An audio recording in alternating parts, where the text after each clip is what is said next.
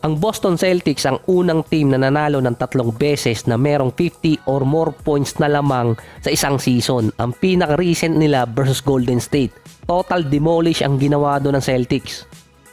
Sila ang number 1 contender ngayon na makapasok sa finals. Pero sa last game nila versus Cleveland, na-expose doon yung kailangang ayusin ng Boston papasok ng playoffs.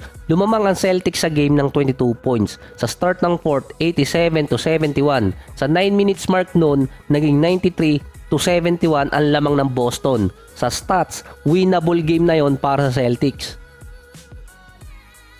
So kung dati ang Cavaliers meron LeBron, ngayon naman meron silang D. Wade. As in, Dean Wade. Umiscore siya ng 20 points sa 4th quarter na may total siyang 23 points, 8 rebounds at 6 na 3-point shot. Walang naging answer doon ang Boston. Based sa last 2 minute stats, nasobrahan si Jason Tatum sa pagdidribble. Sa last shot, umabot siya ng 19 times na nagdribble bago itinira ng fadeaway, contested shot pa. Nag-alakubi na naman. Sa 19 times na nagdribble si Tatum, nagre-request na ng timeout noon si Coach Joe Mazzulla. Kaso nga hindi napansin. Sa decision making no ni Tatum, nawala ng Celtics na magkaroon ng oras pa para maibalik sa kanila yung bola kung ipa-foul nila yung Cavaliers kung sumablay man yung tira ni Tatum. Kasi nga, 1 possession game pa rin yung mangyayari. So common na nangyayari to sa Celtics kasi nga dati pa si Jaylen Brown talaga yung pang crunch time na player nila. Ang Celtics nung last time nila nakapasok sa finals nung 2022, meron silang record na 13-22 kapag crunch time. Ito yung less than 1 minute mark ng 4th or overtime.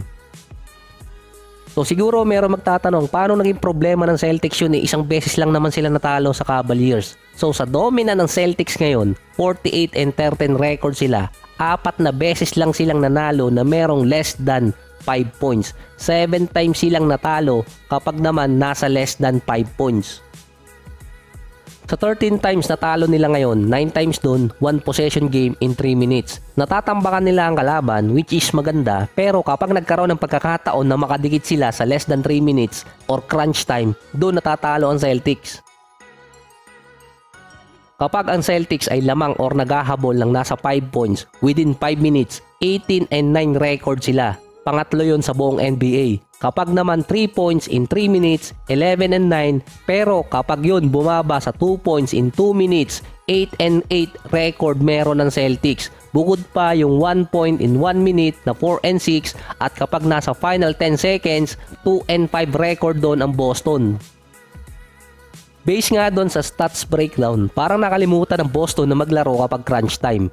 Pero agad naman yung dinismiss ni Coach Joe Mazzulla kasi nga natatambakan talaga nila yung kalaban eh. Mula January hanggang March 6, isang beses lang nanalo ang Celtics na lamang sila ng nasa 5 points below. Sa 7 talo nila doon since January, 4 naman doon ang below nasa 5 points. Sa domina ng Celtics ngayon, 11 points differential meron sila. Ito yung pinakamataas sa nakaraan 10 season. Sa crunch time talaga sila nadadali or kapag less than 2 minutes na lamang man sila or lamang yung kalaban. Sa 4th quarter, ang number 1 scorer nila doon si Jason Tatum na meron siyang 6 points per game. Pero nasa 41% at 33% siya mula sa 3-point area. Yun naman ang pinakamababang quarter ni Tatum pagdating sa percentage. Base pa sa stats sa last 2 minutes ng game kapag ang Boston ay nasa within 2 points, 50-50 na parang ambulansya ang winning rate doon ng Celtics.